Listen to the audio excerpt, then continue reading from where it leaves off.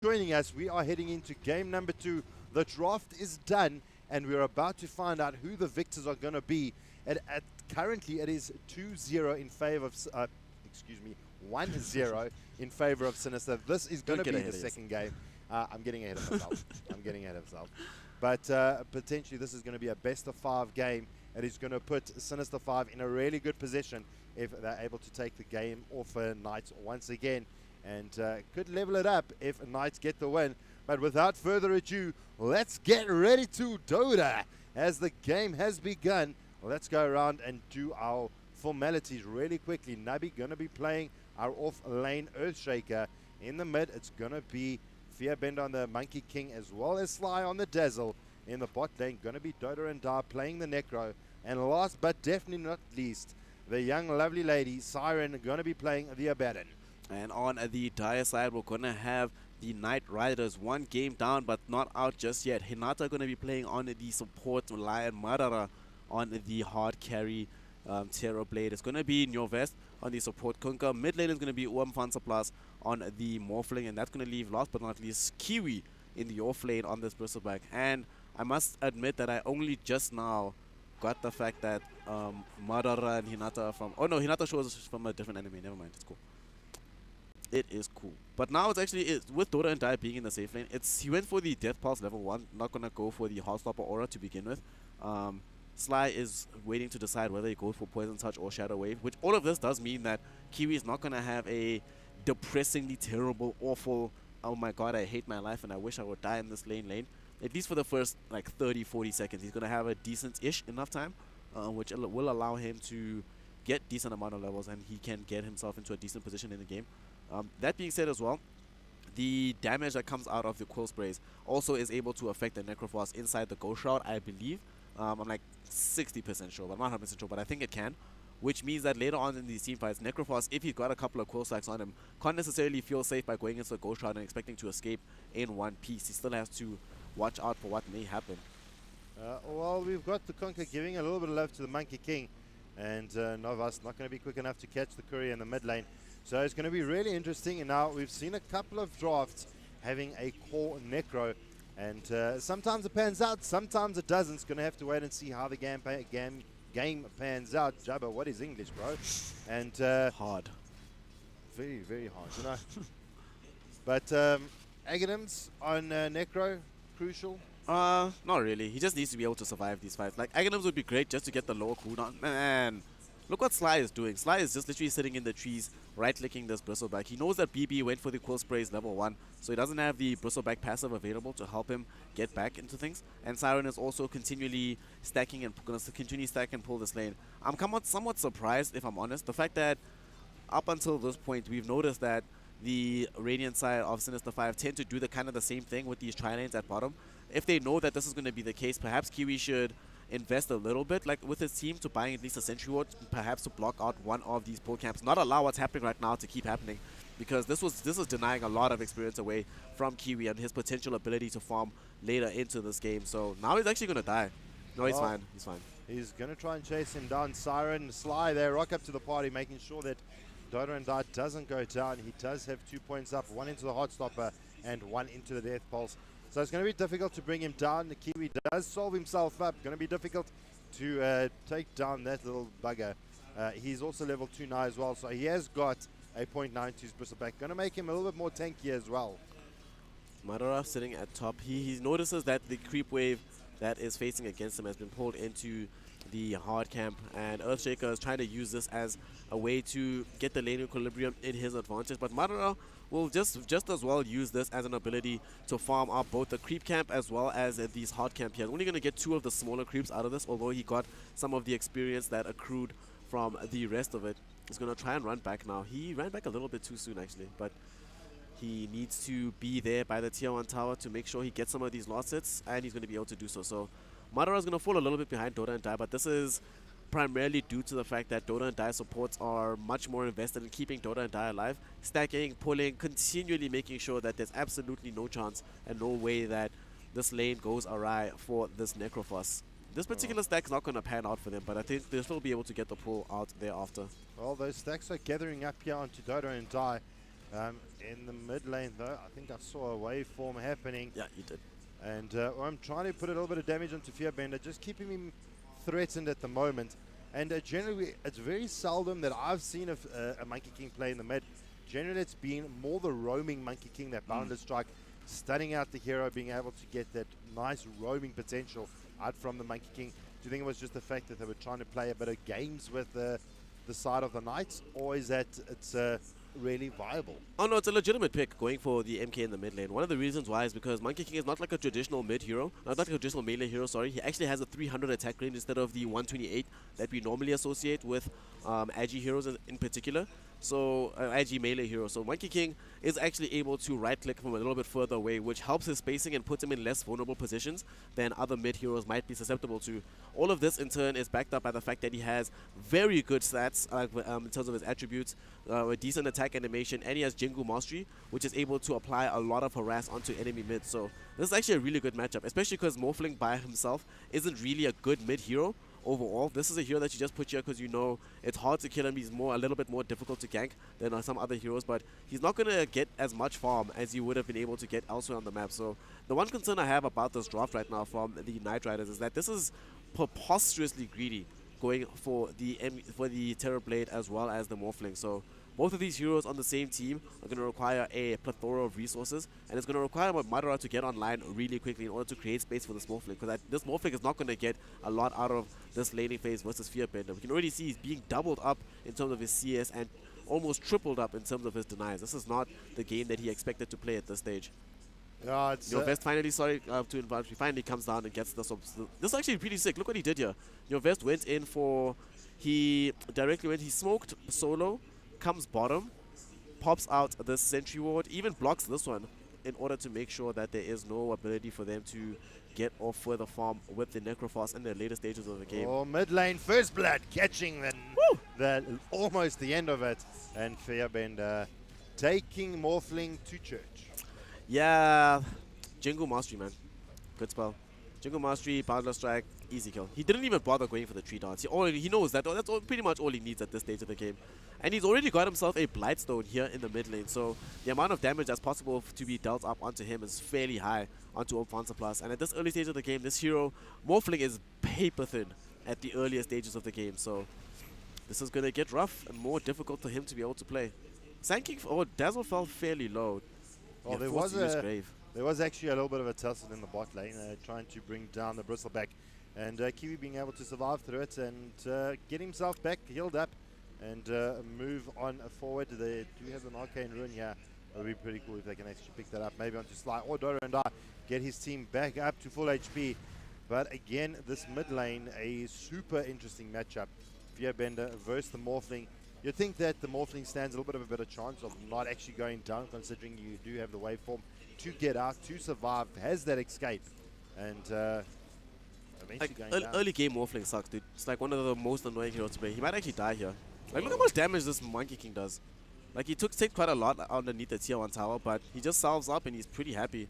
Like, the difficulty with Morphling is the fact that whenever you have to put yourself in a position where you can actually get CS, that also makes you super squishy. So you can farm or survive, but you can very rarely do both at the early stages of a Morphling.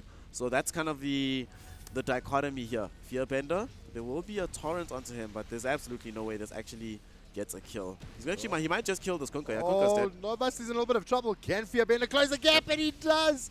They turn the gank around. Sly coming in for a bit of action and not even needed. Oh man, well, find support plus forced to commit the shrine as well. That is really bad.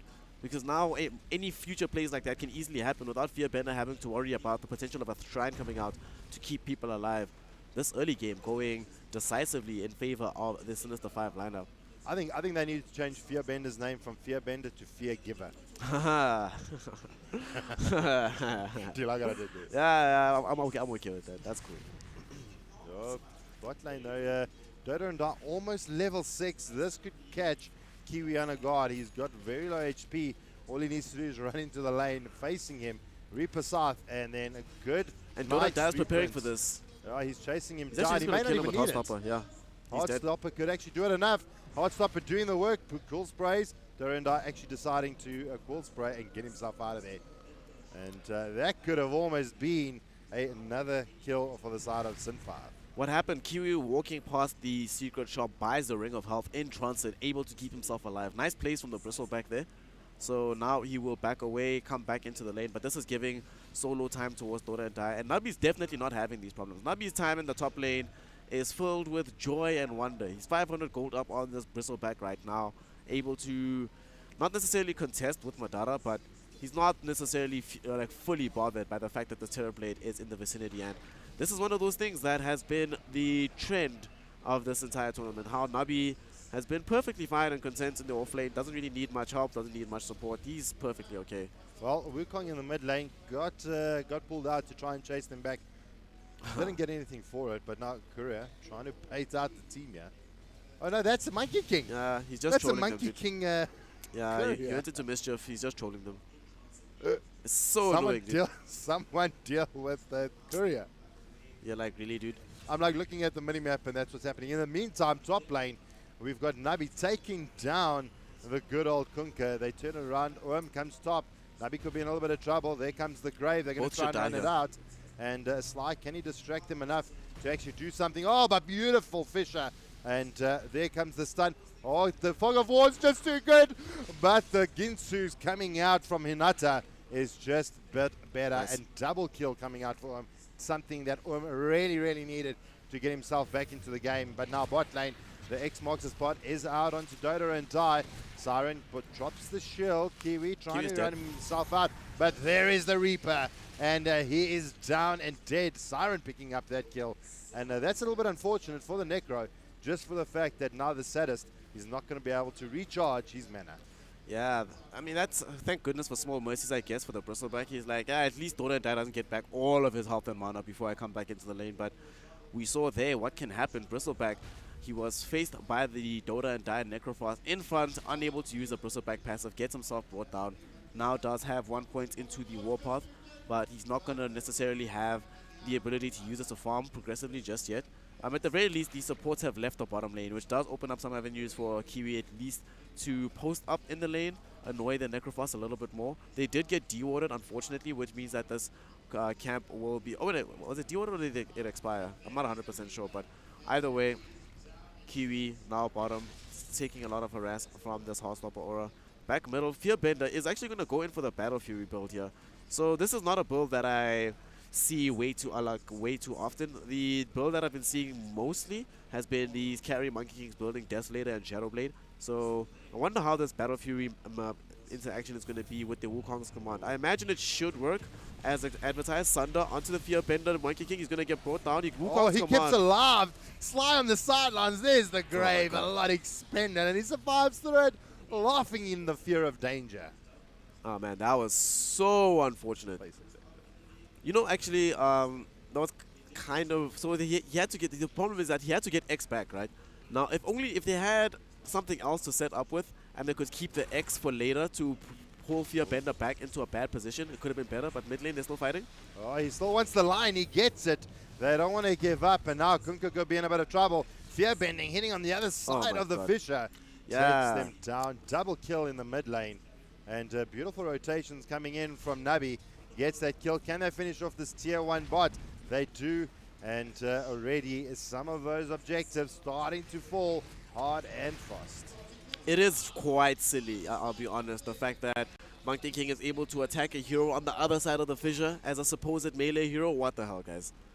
That was kind of silly. But like, he's a melee, but I mean, he's hitting across the fissure. Yeah, it's like, okay, cool. What kind of melee is this?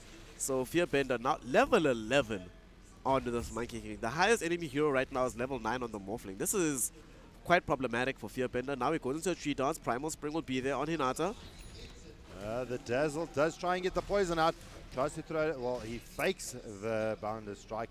But that illusion from Morphling doing its job. Oh, and top Nabi deals with Madara pretty easily.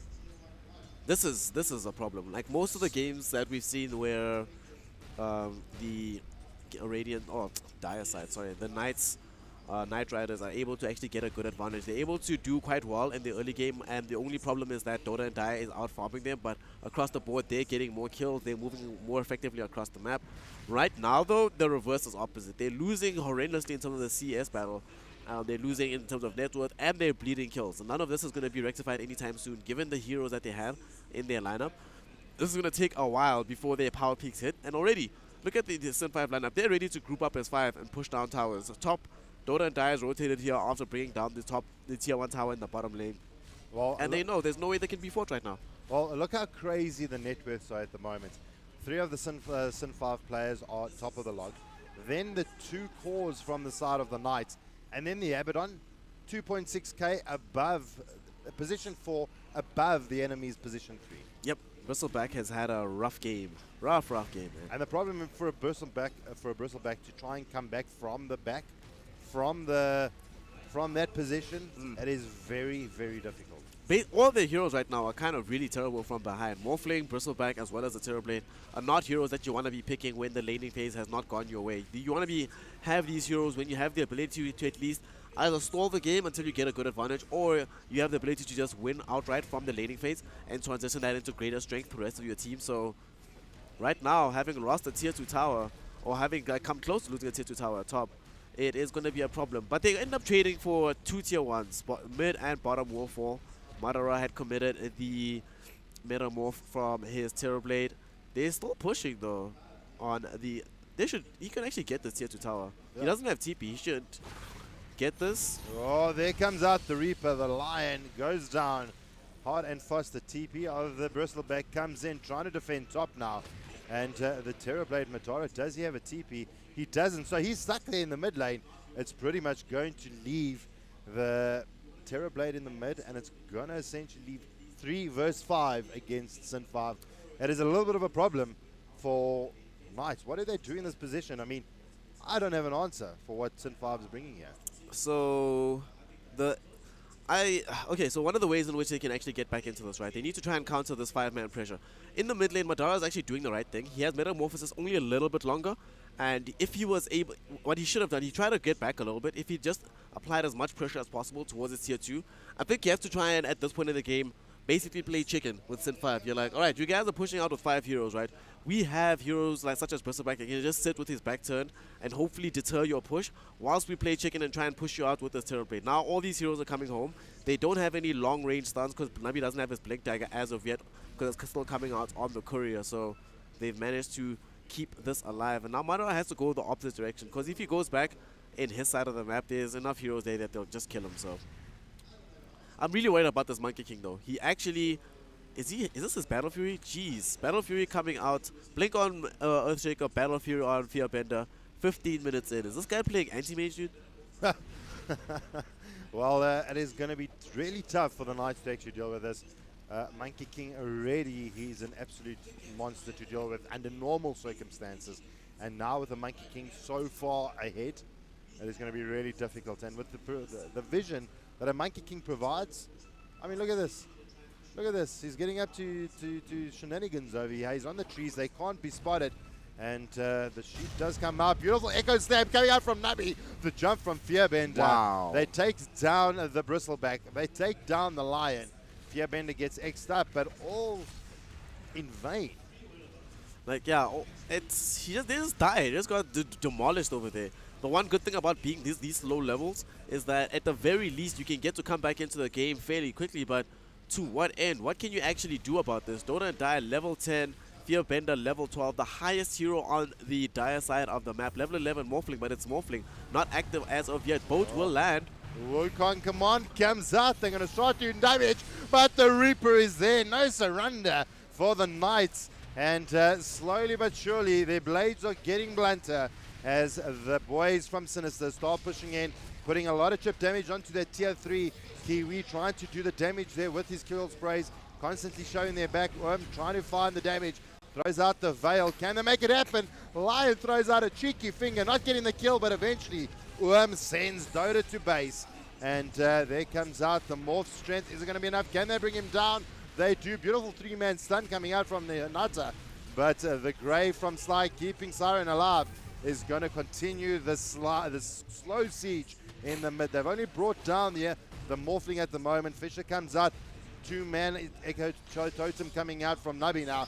Is it going to be enough? Kiwi fighting on the sidelines here, but bonus strike from outside the base. Kiwi unexpectedly just going down. The boat comes in, and Fearbender has to actually turn his back a little bit. But surrender available here for Madara. Who does he find? Fearbender could be the call. And the sun comes out. There's X marks the spot. Who is Madara looking for? Surrender still available. Hinata got low HP. And now the Rexes are starting to be down. And long as Boundless Strike coming out from nowhere takes down the Lion. And Sinister 5, sub 18 minutes, and the Rex are gone. Wow. This is unbelievable, Dota. They're going to get double. If they get double Rex, this game is unwinnable. Like, honestly unwinnable. Like, there's no point in continuing to play for the dire side. But they can still probably maybe take this fight. Do they have a boat available from the Kunkka? The Grave was there, but the opportunity is there that they're being forced back. Like you mentioned earlier, Sunder still available. Madara gets it off. They will bring down the X. Wukong's command is everywhere. Will they get and kill anyone? Nope. Everyone's still alive. And Omsam Splash jumps into the Wukong's command. He's a dead man for sure. Strength trying to happen. There's the Reaper. Dota and Dai takes him down. Boundless Strike hitting 3. Absolutely gargantuan. And now Nabi, can he get to near of us? X marks the spot, trying to deal with him. Fearbender gets in, trying to closing the gap, but he does not want to go into the fountain. And I think that is it. They're going to give up the chase. They're going to take down and start hitting the tier 3. Wow. Neovast can only be looking from afar, but that is it. The boys from the Knights, they drop to the knee and they tap out. And Sinister 5 take a game number 2. Baby, baby, baby. Wow, that was something. But, okay, so as much as it was, they rolled over them, right? This was, I'd say, 95% just a pure draft win. Because if we look at these heroes from Night Riders, right? When were they going to get online? When were they actually going to enable each other? 60 minutes in. Yeah, 16. Was 60. it first? 60. 60 minutes in. 60 minutes in. That's the only time, but like, Madara and the Morphling, right? Morphling actually doesn't do anything as a hero up until the point where it's super big and it's bursting down heroes in one shot. Doesn't contribute to team fights, doesn't like, have any control on heroes. Laning phase is kind of terrible. And the Terrorblade is in a similar situation, except Terrorblade at least pushes down towers and is decent-ish in the laning phase. But beyond even the Bristleback doesn't have any stuns, doesn't have any control abilities, has one slow and has the close way passive, but there's no way to keep the heroes in place long enough for the damage to actually matter. So just the Night Riders draft couldn't do anything. Not even did it, just flat out could not do anything for like 60 minutes into the game. Whereas Sinister 5, they were a bit from level 6. Basically all the heroes, like 2 of the heroes are ready to go from level 3 onwards, that being the Dazzle and the Earthshaker. Everybody else 6 onwards, you're ready to go, you're ready to win the game. And we saw, as soon as you saw how Dota and Dai was being super aggro in the bottom lane, expecting the level 6. As soon as he got the tier 1 tower, he knows that Kiwi cannot come back to contest him. Kiwi came back, died, they get the tier 1, he TPs to the top lane, and the whole team just moved together to fight venues. They're like, what are you going to do? How are you going to fight us into Wukong's command? How are you going to deal with the Echo Slam? How are you going to deal with the Fissure? How are you going to deal with the Aphotic Shield? How are you going to kill us? How are you going to even get to us? Like the one time that every time we saw Morphling jump in, it's the same situation that we saw in a game earlier, I think, where you waveform in, but then you're like, wait, I just waveformed in. Damn it, I'm Morphling. Then you just die instantly. You're inside a Wukong's command, you get caught inside a Reaper side, you're inside an Echo Slam. But there's just too few avenues for Night Riders to pursue trying to get fights on their own terms, and way too many ways for Sinister 5 to either disengage, re-engage, or just burst you down. So end of the day, Sinister 5, there was actually no way they could lose with a draft like this going up against the Night Riders draft. And I mean, the amount of times that the Morphling died, having a replicate available to a Morphling. I mean, he died in the mid lane before he was pre-6. Yeah. But as soon as he reaches level 6, kind of keep a replicate available. A replicate's not available, jump into the jungle, farm it up, wait for the replicate to come online, and use that to get out of dodge when that stuff does go down. Yeah. Pick up your Lincolns. He picked up a Lincolns, and that negates half the damage that comes out of the Sinister 5 squad. Yeah. Well, I mean specifically the Reaper side, because that soon now becomes a huge target on his head. Because most of the ways they were killing him, just Reaper him and he just dies. Or you just drop a Wukong's command and he just dies. Or you just stun him with Echo Slam and Fissure and he just dies. Like, Morphling there's kind of a good reason why you rarely see Morphling picked up unless the draft specifically calls for Morphling. For example, let's say this Necrophos, instead of Fearbender playing Monkey King, if Fearbender was the one playing Morphling and then Dota and Dai went mid with Necrophos, that's the kind of draft you could expect a Morphling to succeed in, because there's a lot of ways for his team to help him if something should go wrong. In this particular game, literally the only thing that could be done in terms to help him survive if he got jumped on was being sundered by the Terrorblade to keep him alive. But beyond that, it was just way too difficult to actually get anything creative done in this game. Yeah, well, I mean, they really showed us a beautiful, beautiful Dota. And it is one of those games where now Knight Riders are holding on by one game. Sinister 5, they take this next game, and potentially we are going to be saying goodbye to the Knight Riders, or rather putting them in position to the runners-up against your grand final winners. That will be Sinister 5 if they take the next game. Knight Riders now need to win 3 in a row to win that prized position of first place. Fortunately, it seems like everybody just wants to play right now. Yeah. Like the players don't want to wait. They don't want to have to sit them to like wait back. I think there's one of the situations as well. Perhaps Knight Riders could benefit from like a breather, but at the same time, it does also help to be like, whatever, shake the game off. Because that's, looking at that game, right, it's, you know, there's some games that are just impossible to win, right? And you can't necessarily beat yourself up for not playing your draft perfectly, right? Yeah. Like, if you play that draft perfectly, you would still lose like 95 out of 100 games. So it's just like, whatever, draft differently. Just be less greedy. Because Sinister 5 is a team, you know, like, we've seen them enough games right now to know that come 15 minutes, they're going to group up, they're going to push down towers, they're going to choose a lane and walk straight down it until they take at least a tier 2 tower. Yeah. You know this is going to happen. It's going to be this snowball, this meteor ball that's just going to charge down the lane and start smacking you in the face unless you can do something. Exactly. So you have to do something. You have to try and draft in such a way that allows you to do something about it. And I hope I see the Dazzle ban here instead of seeing the IO. Because I actually think if they allow IO to come into the game, IO is one of those heroes that only functions as an enabler, but not necessarily as a saver up until level 6, whereas Dazzle is a saver very early on into the game. Yeah. So let it happen and see how Sinister 5 is going to force themselves to adjust their draft to try and deal with the fact that their playstyle is now fundamentally changed in terms of how the game is going to go. Well, it is going to be the options now for Knight Rider to make their second ban. The Husker is being banned out. They do not want to give it. They don't want to give Nabi that feared Phoenix. But Sinister very happy with Nabi's performance on the Earthshaker, and he's going to be playing that again. Considering that you've got an off-lane Earthshaker going toe-to-toe against the Terrorblade and solo killing him, you got to be happy with that kind of performance. So I feel like I would rather play against Phoenix than rather play against Earthshaker, because Earthshaker is useful in so many situations, and you can actually pick Earthshaker. Like the game was it game 1 where Phoenix was playing, and we saw actually that the Earthshaker was able to at times deal effectively with the Phoenix. You jump him, you can actually kill him, but the opposite is not necessarily true. And now that they have Earthshaker, we know what Nabi is capable of. We know now you can't pick any squishy heroes. Then your Vest Classic will come back in the Disruptor, and they will get the Ogre Magi, the Dire side. Sinister 5 either go AA, Dazzle, and or Oracle here. It's the likeliest pickup. I think it's going to be a Dazzle. Dazzle's just been so on point, doing so much work for the team. And it just gives them so much sustain that they're possibly able to just continue to push, and have so much sustain in the lane with that Dazzle. I mean, why not go for it? It just does so much work. I mean, they could literally rerun the same draft again and again. Yeah, so they're going to take their time thinking about this, though. And they have the advantage of being in the winning position already. Let's go for Dazzle. It's just, if it ain't broke, why fix it?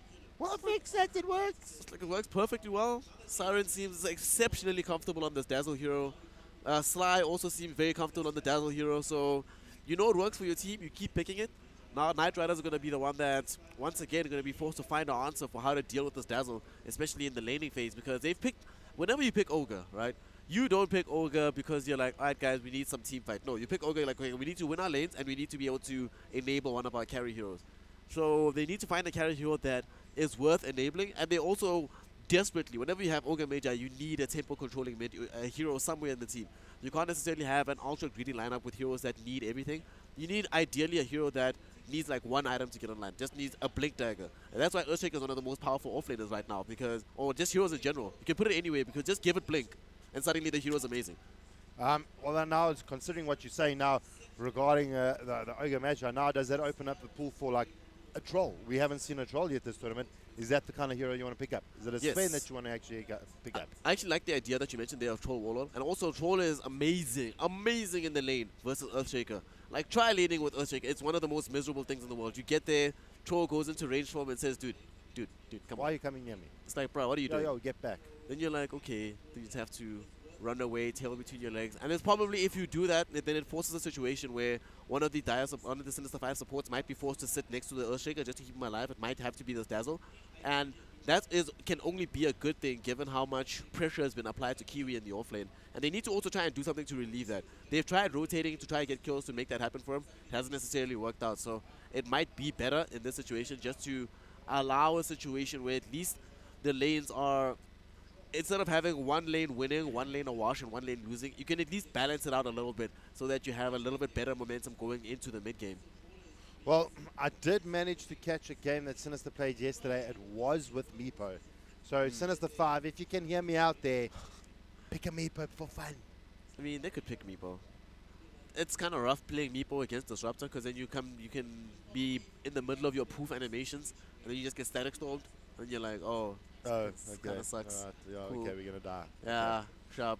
And Ogre is actually very good against Meepo. You throw out the Ignite, it affects all the Meepo, slows them down, so it makes it harder for them to chase you down with the net radius. As well as if you have the ability to fire blast down one of them, you can actually get the kill. They get the axe right now, something to cut through the Dazzle Shallow Grave. Why wasn't this done earlier? Because like Axe's laning phase is really weird. Like you can, every now and then you get a really good matchup for the Axe, right? And he ends up being a dominant position. But most of the time, whenever you end up with an Axe in your team, you're in this laning phase and you're like, I can't do anything. So for example, I can almost guarantee tell you what's going to happen here. You're going to have Dazzle on the Abaddon, right? Same situation like parked out in the safe lane. Whenever Axe comes forward, Dazzle is going to hide in the trees and just hit him with 600 range. And Axe can do absolutely nothing about it. If Axe does What about second the lane? I mean, he can try, but Axe's jungle was severely nerfed, like quite some time ago. Like it's not, and it's also not as efficient to jungle from the off lane as it used to be anymore. So, and you also you don't want to have to sack the lane because you want to apply some kind of pressure against Dota and die, so he doesn't have a. We've seen what happens when he has absolutely free games, right? And you just can't let that happen, even at the risk of allowing your Axe to die a couple of times. So he's gonna get harassed out. We'll probably see Dazzle get like one value point onto the poison touch. He just hits him once. And then Axe with 295 move speed can do absolutely nothing. And it's going to keep this way for quite some time. I do like this Juggernaut though, because we've spoken about they need a hero that can be active early. This is one of those heroes that can actually get involved in the early game. If Axe jumps in, gets a good call off, right, you can follow that up with a spin, follow that up with the Omni Slash to bring somebody down. You can also man up versus this Earthshaker in the laning phase. If you have 1 point into the healing ward, Earthshaker has to watch out. And Juggernaut's hit animation is super amazing. So if you're playing well enough versus Earthshaker, you should be able to deny out not all of his creeps, but his enchant totem, the advantage that he has from the enchant totem should be offset a little bit just by the natural laning mechanisms of the Juggernaut. Well, it's now going to open up the two cores coming out for Sinister 5. Bring out a Timbersaw. Oh, baby, we haven't seen one of these the whole tournament. So a kind of different draft here coming out for both teams. Ladies and gents, they've had a number of games together. They played. It's their 5th game together. Yeah, and they kind of feeling each other out, and they know what's kind of potting, and they have to resort deep down into their pockets to find those heroes that they can actually make a difference with. So Axe being picked up specifically for the Dazzle, Timbersaw just to absolutely use that Timber Chain. Is it the Timber Chain or the Timbersaw? To actually start reducing the attributes from the enemy heroes. Oh, Whirling Death. Oh, Whirling. Yeah. So you're going to start lowering that pool, lowering the damage, and just being an absolute nuisance, let alone trying to kill this thing. But that kind of opens up the fact that the Timbersaw's on the field, but the two supports have been chosen. This is safe lane Timber, isn't it? Because what you can do if you have Timbersaw, you can always be in a situation. Axe literally can't do anything versus Timbersaw in the laning phase. But now thinking about it, Timbersaw with a disruptor, I mean Glimpse, Static Storm. Safe lane Timbersaw, and then you put the sniper mid. And then right now, like, so Timbersaw knows that there's absolutely, like, Timbersaw can actually 1v1 the Axe and still end up winning the lane just by the spell you mentioned now, Whirling Death. After 2-3 Whirling Death, Axe is like, okay, if I get Timber Chained once, I will die. And if I call this hero, all you do is you drag, like, Timbersaw is one of the worst heroes to call as well, because all you do is you drag him with you, which means he's right in front of you. If you don't kill him during the duration of the call, he'll Whirling Death you and Timber Chain you and you'll die. Yeah. So, and now with Sniper as well, how do they get onto the Sniper with the exception of this Axe having a Blink Dagger? Knight Rider needs to come up with a huge pick mid. What do you think about Nyx Assassin mid? Storm Spirits? Storm Spirit I haven't seen being played at all, and when I was down there, I think that can actually play a Storm Spirit, so this potentially could be an option for them. But again, you've got these heroes that are just going to keep the rest of the heroes alive. Dazzle, Abaddon. I mean, Storm is also a natural. Looking at this quad ban, right, coming at the very end from Dota and Die, it's clear that they wanted to ban a hero that automatically buys the Orc and Malevolence as a way to protect Timbersaw and to protect the Dazzle as well. So if you pick Storm Spirit, it's a hero that does similar jobs to Queen of Pain, can jump in very far and also can buy Orc and Malevolence, try and shut down Dazzle, Timbersaw, even is a hero that can reach the sniper at points, so that Axe isn't the only port of call for your initiation. Because right now, Sinister 5 have both Earthshaker and Timbersaw to start fights with, and I think the Knight Riders need to do the same. They get PA. I'm not sure if they, which is mid, PA or Juggernaut. Mid PA. Okay. I think it's going to be a mid PA. Mid PA. For dagger farming. Dagger farming with 2 points, 1 or 2 points into the blur, so he doesn't get harassed out as often by Fearbender. All right. Yeah, and it's going to be that exactly. So ladies and gents, boys and girls and Dota players around the world, we are heading in to potentially the last game of the finals. It's up to the Knights to see if they can hang on and make what they can do, or make sure that they can hang on by the skin of their teeth. And it is going to be super exciting. Some new heroes we've seen being brought to the table. The Timbersaw, the Sniper, the PA, the Jugger, the Axe.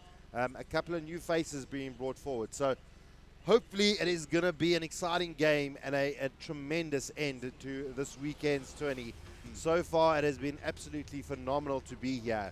And before the game gets started, shout out to all the sponsors that made this possible.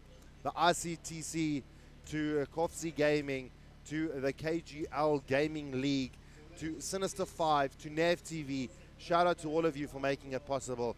But we are about to head in to the grand finals, potentially the last game, or the next 3 that lie before us. Yep, this could be the start of a new best of 3 or the end of the best of 5. Here we go. So one of the things about PA, before we go into the draft, I just want to mention very quickly, is the fact that because of coup de grace, normally Timbersaw stays alive by dint of the fact that you have to hit him so many times so he doesn't die. PA can actually crit you so hard that it overcomes the natural armor as well as the health regen that comes out of the reactive armor. So this actually can be a decent pick, but again, I'm just kind of concerned about the fact that it's kind of greedy and it places a lot on Kiwi's shoulders. Kiwi has to come up aces on his axe over here. Well, he's going to jump in, trying to control out the Timbersaw. And if it doesn't happen, it is going to be really, really difficult. If you get a Timbersaw that's ahead, gets the Bloodstone, gets a couple of charges on it, he's going to be able to regen, always escape. And so many times I've seen teams try to chase down a Timbersaw, and he's just laughing, smiling as he destroys the entire team while they try and follow him down. And he's like, whatever, guys. Yay, shout out to you, Sly. Oh, lovely. What a nice guy. All right, normally we're not supposed to communicate with players, but love. How can you not accept the shout out, man? You gotta. So now with the horn sounding, the game will be getting underway. The final game, perhaps, or the beginning of a new track back for the Knight Riders. On the offlane, Kiwi, she's gonna have to get Soul, the big red axe, is gonna have to do quite a lot for his team to win the game. Hinata's gonna be behind him on the Ogre Magi. In the mid lane will be PA or Mfansa Plus, as Jabba Cole will be playing that. Then we're gonna have Jovest playing on the Disruptor, reprising his role on his favorite hero, and last but not least, Madara, bottom lane on the Juggernaut. And to finalize the rest of the team, Sinister 5, it's going to be Nabi going to be playing on the Earthshaker once again, mid lane. This time around, going to be Fearbender on the Sniper. I really enjoy this hero. And going to have to be super careful on his positioning. In the top lane, it is going to be Sly on the Dazzle, Dota and Die on the Timbersaw, and last but not least, it's going to be Siren on the Abaddon. But already a little bit of a tussle fighting out in the top here, a little bit of a skirmish. And these guys are really trying to bring the hammer to these lads. The Knight Riders need to do everything in their power to delay the level 2 coming out from Dota and Die as long as humanly possible. Because once that happens and the Whirling Death and or Timber Chain is available, suddenly Kiwi's laning phase becomes super difficult. So you need to get as much as you can out of this in the interim. Erstwhile, like you were mentioning, Mfansa Plus is going to be able to farm in the mid lane with his dagger. He does have Blur right now. I want to see if he probably gets a second point into his Stifling Dagger. like, if you're playing mid as PA, you actually don't really need the Phantom Strike for most purposes, given that you're not likely to be able to kill Sniper anyway. So, after this, oh, he goes 1-1-1. I actually don't really like this from 1 Plus. I think it would have probably been better served having the Stifling Dagger or the second point in Blur. But I either think way. it's more of a safety factor. If he gets ganked, he's got the potential to actually blink to a creep and just kind of juke it out just a little bit. I mean, the bonus that he has right now is that he knows exactly where these supports are. So, and also, like, Dazzle and Abaddon are terrible heroes at being able to gank out the lane. Like, they really cannot gank. They don't have any heroes to actually help them in this regard. Kiwi might actually be in trouble here. Dota dies right on top of him. Look at that Wellington! Beautiful blocking coming out. The call does come out. Do they have enough to bring it down? Slide trying to right-click him down. And there it is. The whirling death that takes down the axe. And, I mean, the amount of stats and attributes that you bring it down. But now Fearbend in a little bit of trouble. Hinata comes in, the Stifling Dagger. But beautiful positioning there from the Shrapnel. Fearbender healing himself up and not being able to trade out that kill. I feel like Fearbender should actually have believed in himself and in the RNGesus. He should have dove for that kill, to try to get a kill onto Fearbender with the help of Hinata. He should escape this though. Well, exactly what you said. It now allows time for Sly on the Dazzle to get in there to make sure Fear doesn't actually go down. So maybe diving for it, it may have been a death, but definitely been worth it. He has Blur. Like, sometimes you just have to take these risks, especially in a Game 3 of a potential final game of a Grand Final. You have to, if nothing else, make Fearbender play fearful, right? You can't allow him to feel like he's going to be perfectly safe in the mid lane itself. And top lane, Kiwi. So dead. Oh, but the whirling death. Siren bringing him down. And Kiwi. Alright, it's time to do it. You suggest let's sack the lane, don't go back. Like, if Axe goes back, he's just going to keep dying like this. So sack the lane, jump into the jungle, farm what he can, get his blink, and potentially then he'll be able to do a little bit more. Yeah, they should just leave Hinata here top to at least soak up some experience on this Ogre Magi.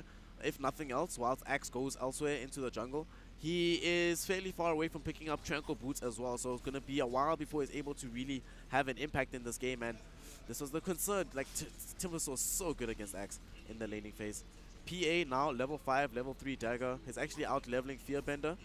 Yeah, getting some decent farm here. Doesn't actually have more denies. I'm actually kind of probably like... Oh yeah, actually, never mind. I was wondering how is he a high level, but then Dazzle came middle for a longer time. Yeah, he's been trying to support Fearbender, make sure he doesn't go down. Now Sly being super aggressive, trying to figure out what is going on here. He runs past the axe, but he's going to run behind enemy lines.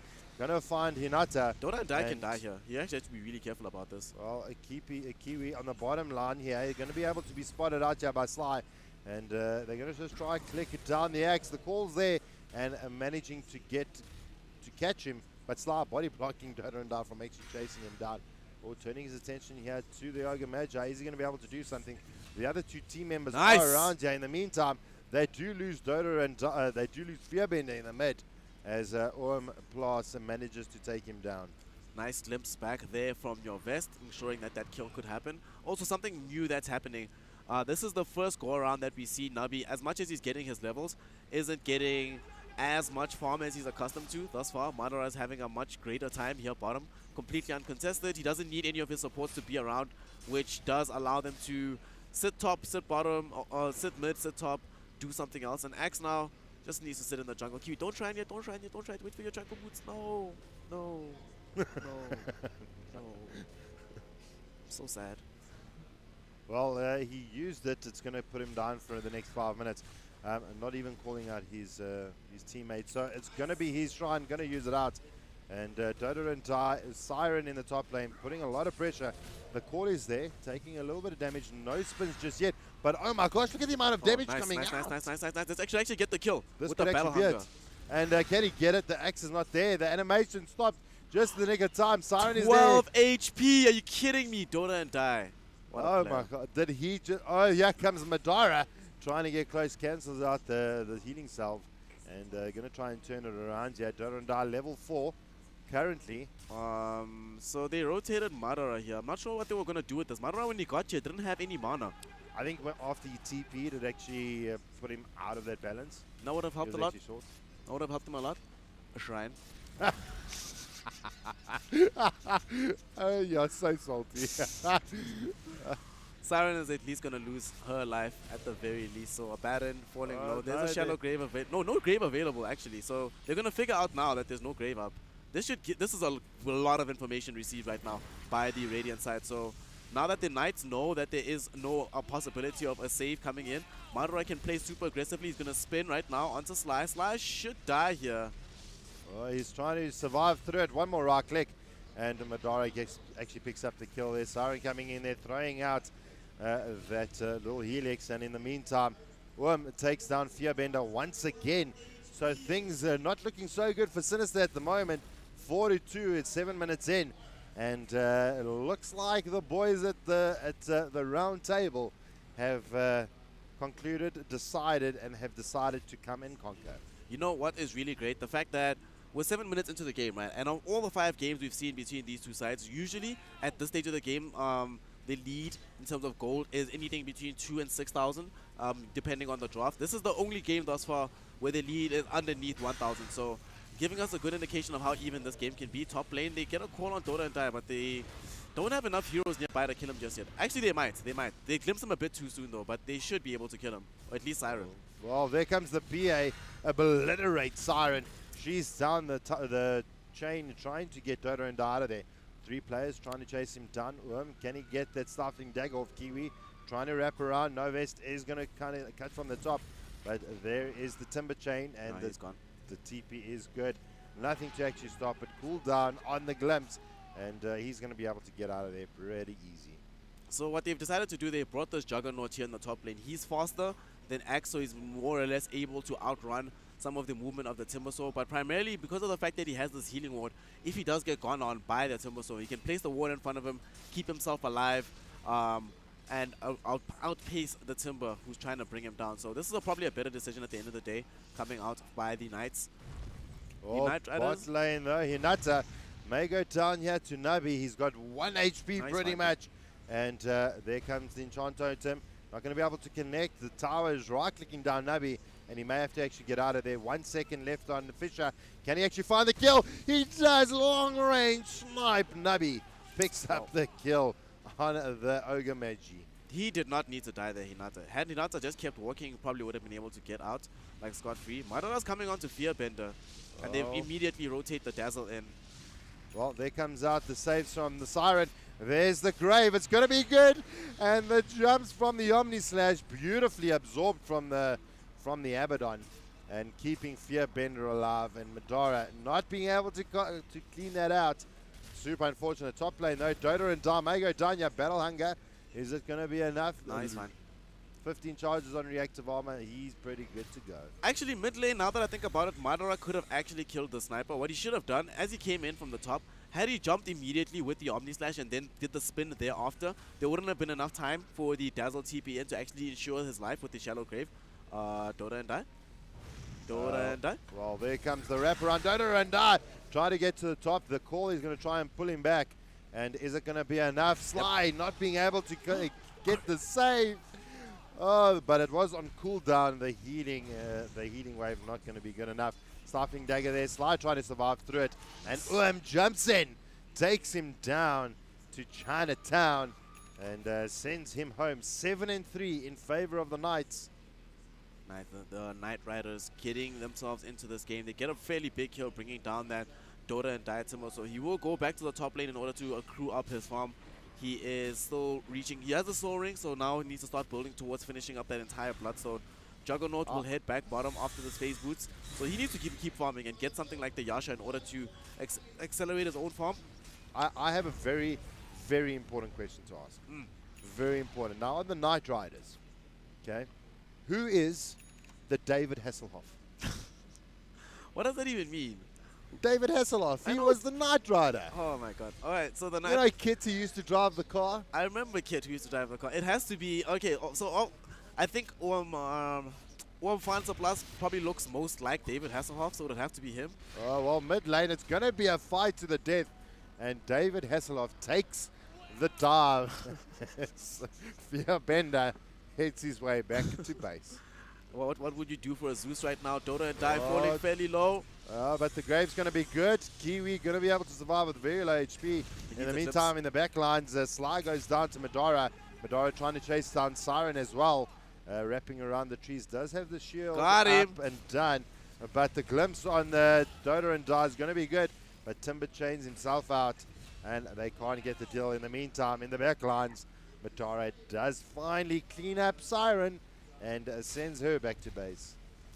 So their movement that they've been making across the map on the Knight Rider side, they've been taking this game a lot more seriously in terms of ensuring that you cannot never allow pressure to not to go unnoticed. Dota and Die has not been allowed to have a free game as much as he's used to, and this is the first time in quite a while that we see Fearbender now rotating. He brings himself to the top lane. The spin from Madara. Ooh. Well, the assassinate actually landed, but the whirling, the chakram not actually doing enough damage to actually bring him down. Or should that have been level 2? And that would have been one dead Juggernaut.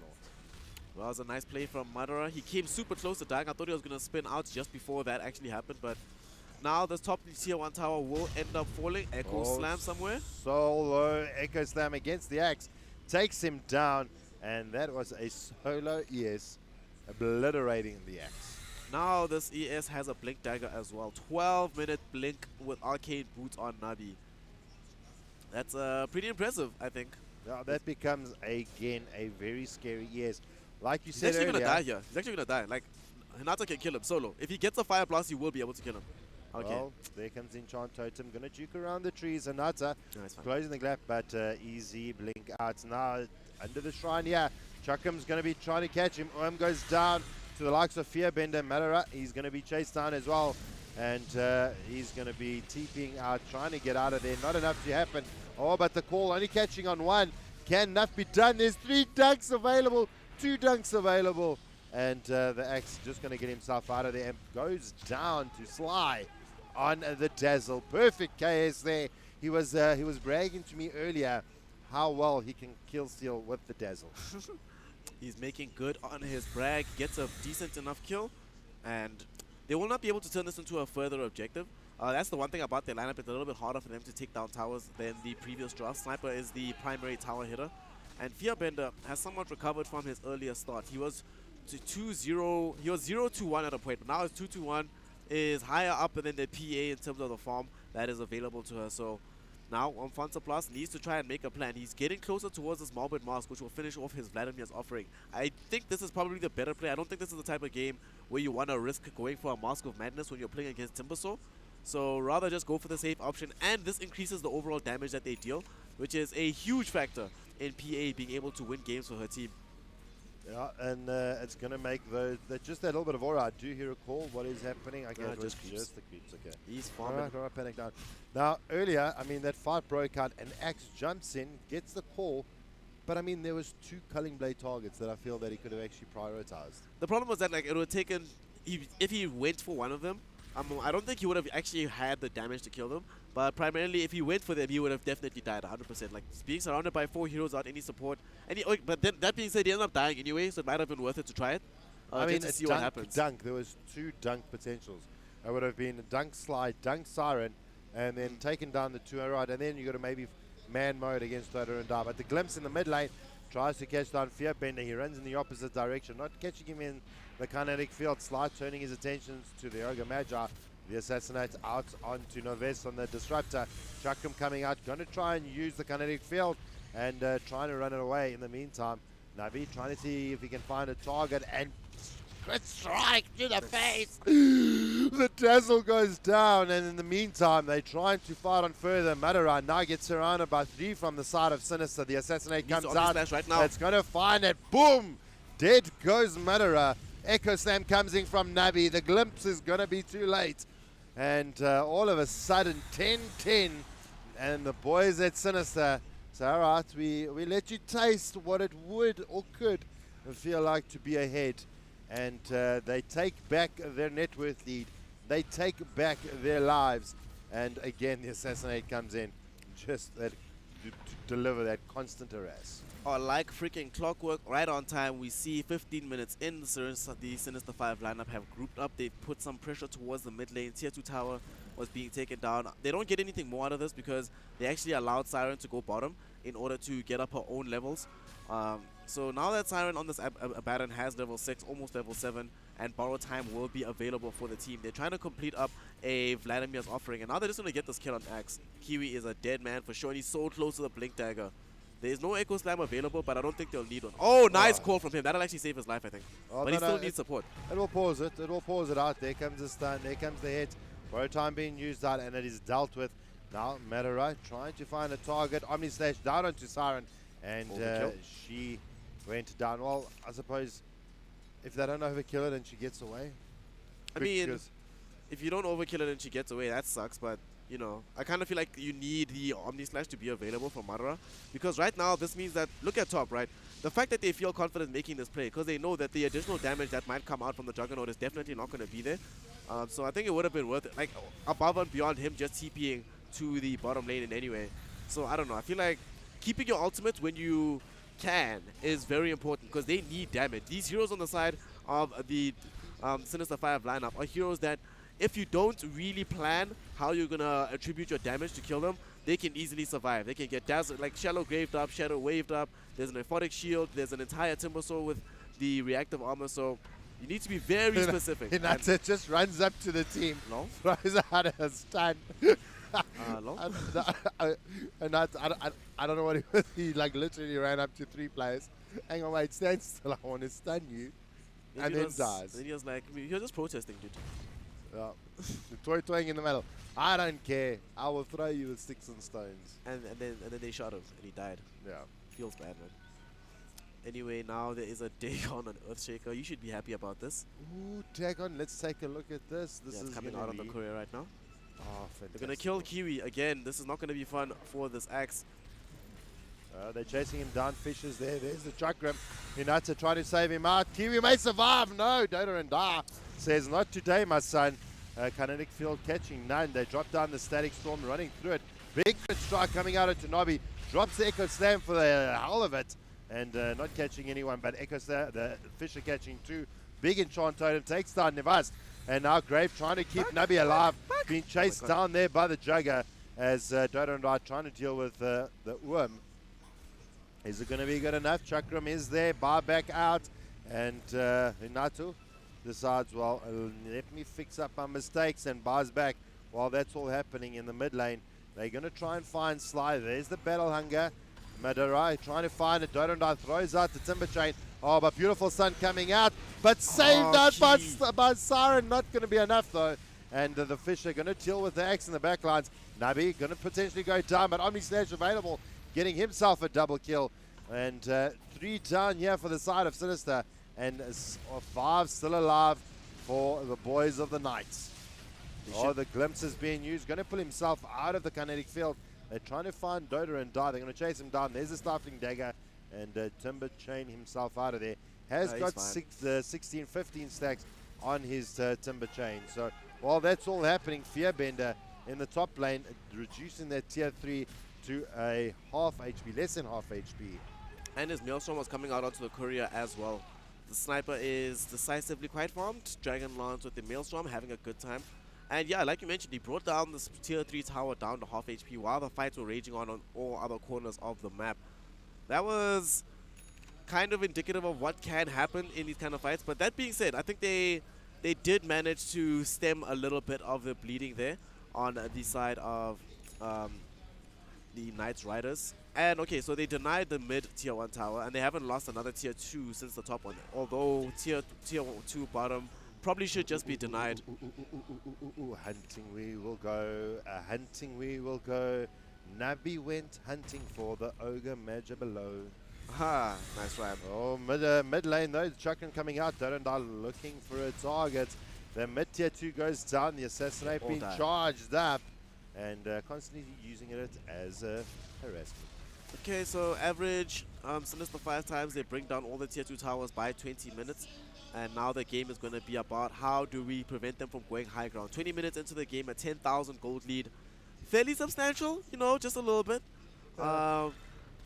It's substantial. It's okay. It's alright, you know, could be better. They're going to take the Roshan now. Fearbender with this Maelstrom attacks pretty quickly, and Dota and Dai will never get killed by a Roshan ever. Ever. So level 2 Dagon also available now from Navi. So they have burst damage, they have a ton of control. This is one of the things that's actually preventing the lineup from the Knights from winning these games is the lack of smokes. But now two-man call. It's going to be good under the static storm. Chakra causing a huge amount of disruption. Siren is down. They lose Kiwi. They're trying to find down the PA. She's going to be able to blink away. Glimpse is going to be good, trying to control out Dota and Dai. The sun comes out from Ogre Magi. In the meantime, Madara goes down to Fearbend on the backlines, keeping Urm alive. But Dota and Dai trying to finish off Novas. There's the assassinate. A little bit more damage needs to happen here. And Dota and Dai are going to chase him down, but Sly is going to be cutting him in. And the Chakram going to be good. Now Ogre Magi in a little bit of trouble, trying to come in and help out his team. There's the Bloodlust onto the tier 3. And the assassinate, is it going to be enough? It is out, and it's going to be. Fearbender takes down the big blue Smurf. So that is a huge amount of kills happening. Abaddon also denies the tier 1 tower at top. They will now go back and finish the job they started. Roshan at half HP. Now that fight, it seemed like it was going to be so good for them at the very beginning. They managed to bring down the Abaddon as well as the Earthshaker, but Abaddon had already committed the ultimate. There was already an Orthotic Shield out on the Sniper, I believe, and the Weave was just ticking down by Sly, and then we saw Madara after the Omni Slash ended up in a really awkward position behind the fight down the ramp next to the Roshan pit, completely unable to join his team, and they just got isolated. So I feel like if they had smoked into that engagement, right now they still got a bunch of smokes at base that are in range, that are in stock, that they could make use of. If they had smoked up into that engagement and managed to get perhaps a call inside the Roshan pit, catching the Sniper and the Earthshaker, that would have changed a lot. But they got the fight on this high ground on their side of the map, but it still also favors a hero like Timbersaw, who excels in these close quarters combats. And unless you get the grab onto him, it's super hard to be able to actually take the fight on your own terms. And now they have to contend with the fact that a push will be soon incoming onto the high ground. Dota Dai has his Bloodstone, has been prepared for a while. Maelstrom's there for a Sniper with the Aegis of the Immortal. Nabi just picked up a Dagon. Oh, he hasn't got the Dagon 3 yet, just still Dagon 2. But they've pretty much hit their timing, right? The only thing that's missing is potentially the Solar Crest coming out from the Dazzle. And he is gonna, looks like he's gonna build it up now. But it seems like right now is when they want to win the game. Vlad's is also almost complete for the Siren Vladimir, for the Siren Abaddon. And when that point happens, the amount of damage output is going to be fairly ridiculous coming out from the Sinister 5 lineup. Fairly ridiculous is going to be the platter that is going to be served. And he has got his Desolator up, so he's doing quite a bit of damage. But can he stay alive long enough? Needs to find that BKB. The Assassinate comes out onto Madara, drops the Healing Ward. And Dota and Dai just continues to harass out with that Chakram. Ideally, you don't want to have to drop down your Healing Ward preemptively before the fight itself even gets to begin. Madara does have a Maelstrom, and he's got, what, 50 seconds before it cools down again, the Healing Ward. He's looking for Fearbender. He should not Omni-Slash Fearbender. That is the worst possible hero. Look at Sly. He's staying close to him. He's expecting that to happen. There comes the heal, and there comes the Echo Slam. Jumps in. Blade Fury happening under the Static Storm. They catch Sinister 5, but the Omni-Slash is going to be good. Can they keep Fearbender alive? The Aegis is down on the deck. Urm's trying to get out of there. They've lost the Sniper. The Aegis is down. Kiwi makes it out with very low HP and still running away. They do lose the Jugger now. They lose the Axe. Things are falling apart here for the boys of the Knights. This could very well be the last game we see. Nabi jumps in, picks up the kill on Hinata. The last man to survive. He is the King Arthur. Can he do enough? And that is it. Fearbender. Godlike ultra kill. And it was stolen. Who took it away from him? Nabi denied him the rampage. And unfortunately misses the rampy. Oof. That was such a rough fight. They went onto the Sniper trying to pop the Aegis of the Immortal, but they just got dragged into such a bad position. Everybody was all over the place. They had to try and retreat in 2 different directions to try and get back into their base. And look at this. It looks like Sinister 5 are just going straight for the end, moving in for these tier 4 towers. Siren and Sly are going to just keep the constant heals up on Dota and Dai. We see Fearbender from the long range plinking away. The jump in by Kiwi, but he's going to get bursted away by Nabi with the Dagon as well. Fearbender getting another kill on his name. Chakram coming out, slowing down the Ogre Magi. Madara having to Blade Fury up into the fire and keeping himself alive. Dota and Dai using the chainsaw onto the trees. The glimpse bringing Dota and Die back into the fountain, not going to be close enough, and constantly needs to take down that tier 4. And almost the team for the Knights are alive, waiting for the axe. Madara gets bloodlusted up, runs into the middle of them, and there's the multi-cast. Huge crit coming out from Worm, deleting Sly, but there's Nabi, jumps in, takes down Madara, and now they're fighting. They take down Neovast, and slowly but surely, they're slowly weakening down the Knights. And double kill coming out for Fearbender. Can he make it a triple? Trying to work onto him. They're trying to block him. Blinks forward. They take down Siren. Nice blink call coming in. And he takes down the little girl. And buyback being brought on by He goes down as well. Don't die. Chainsaws out. Big ego snap in the base. Kiwi goes down. They lose Nabi. They lose Disruptor and Orb stay alive. And what is this that we are watching? Absolutely phenomenal Dota. So the axe finally comes in big and gets the dividends that he needs. The huge call and the chop onto the Abaddon and the follow-up spins onto Sniper end up getting the kills that they really needed for the team. The buyback was necessitated out of the PA as well as the Disruptor.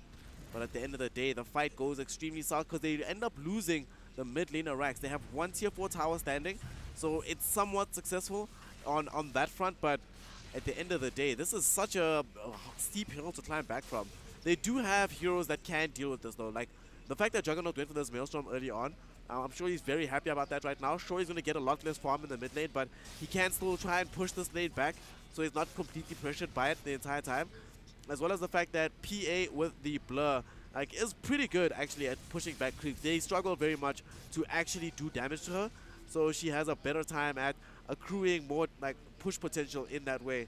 Siren is going to move around, they do not see this hero, but definitely the Shrine is available and they can try and put damage onto this, and I don't think they want to take the chance, given that Sniper and Nabi are both missing, that Siren is alone here, but she just will back away towards her team itself. And seems like jumping for those tier 4s should have committed a little bit harder to actually delete it, but anyway, that is going to postpone the game a little bit longer. But here we go, a little bit of a hunting pack coming out. While that is all happening, we do have the Static Storm down. They're going to be able to catch out Fearbender, but Kiwi may go down here. The dunk is no good, and the Disruptor gets the glimpse of trying to deal with him, and he gets saved out. The Thunderstrike isn't going to be enough, but no, Hinatu comes in and takes down Fearbender. Dota and Die getting himself a double kill, and 4 down for the sides of the Knights, only losing Fearbender.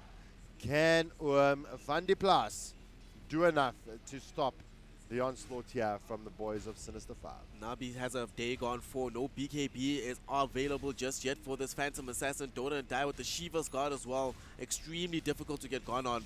Siren. You know something that we actually haven't pointed out really quickly before action happens is the Enchant Totem is a true strike.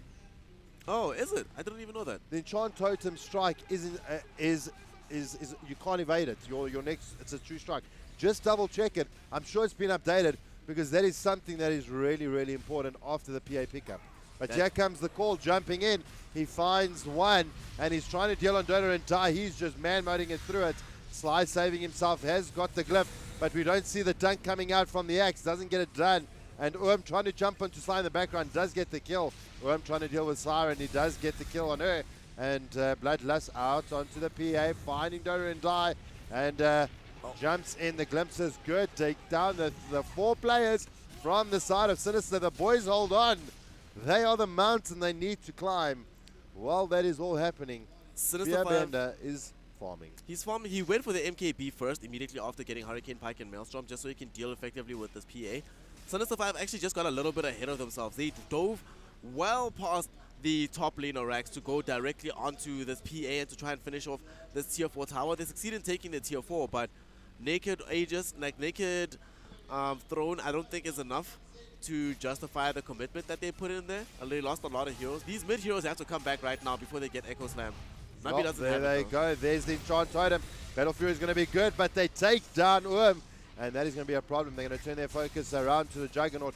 Gets the Omni Slash off, drops the Healing Ward, but gets exploded. GG. I don't even see him land. I think that game is over, because without him having buyback and a Naked Throne, they do have a glyph available, but I struggle to see how they're actually going to be able to defend up against this incoming push. All 5 heroes are alive, all ultimates are available, Nabi now has a day gone freaking 5.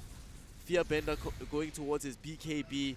All the items they could ever want in the world are available right now for the Sinister 5 lineup. Even an additional 4-star onto this Abaddon.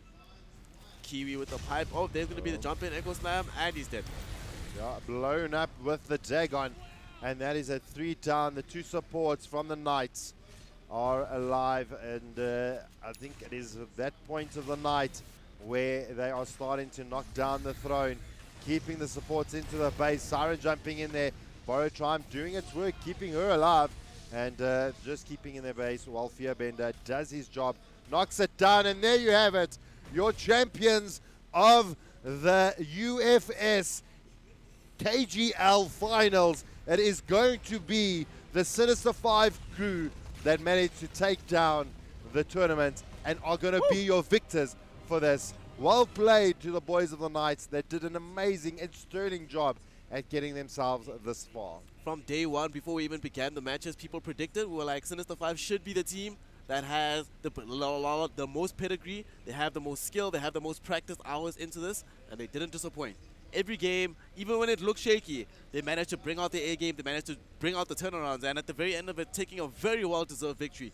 3-0 versus Night Riders. Night Riders just did deserve to be here in the finals, but Sinister 5 were just a cut above the rest. Yeah. Didn't lose one series, didn't lose one game this weekend. Sinister 5 doing it for the boys, and had an amazing, amazing series throughout the weekend. Night Riders slogged their way to the finals and did an amazing job and did their best. And this last game was really, really, really entertaining. Yes, yes it was. It was kind of tragic for the Axe in the offlane. Not really fun. Like, I think Kiwi had a lot to do in this particular game, but it was still it was really fun to watch. Like, people are buying fun stuff. Even Sinister 5, the fact that they decided, let's not go for the traditional megas. We're just going to go straight for the throne. Yeah. So they try to make the game exciting. They try to make the game fun. They were enjoying themselves. And I think that's the big thing about winning a tournament like this. It doesn't matter if you win if you're not having fun. Absolutely. And buying a Dagon on an ES, why not? Yeah. Why not? YOLO. Let's do it. So, I mean, we've had a lot of fun Dota this weekend. Yep. This is going to pretty much wrap up the Dota tournaments. But we got some fun ideas for tomorrow. So do tune in. We've got a little bit of a game that we've got lined up. Myself and Snare, we're going to do a draft against one another to see who's going to actually choose the winning draft. I got a couple of surprises for you, Mr. Snare, that you'll be privy to only tomorrow. So I think it is time that we start signing off. For all of you that have signed in and watching the games, like the channel, give this video a like, and a big shout out to everyone that made this event possible. This is the finals, and we will have to be saying goodbye. This will probably be the last stream that we do, unless we get there okay to do our fun games tomorrow. But officially, this is the end of the tournament. The finals have been decided. Your victors have been chosen and have slogged their way to the finals. Well, let me rather say the Knights slogged their way to the finals. Sinister pretty much had they were just having a Sunday stroll. Yeah. They did really, really well. So shout out to all the teams that entered into this tournament. They all did really well. But it came down to your final 2, and the victor was eventually chosen.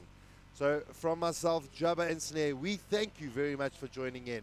And big shout outs to everyone that made it possible, to the ICT, to the University of the Free State, to NAV TV, to Sinister 5, to everyone that helped us and made us feel like a family and got this show up and running. We thank you very much. And biggest shout outs to the KGL Gaming Esports League that actually made this happen. And hashtag bring esports to UFS. Bring esports to UFS. So from myself, Jabba and Snare, we wish you a pleasant evening, a great Sunday, an amazing Monday. From ourselves, good night and God bless.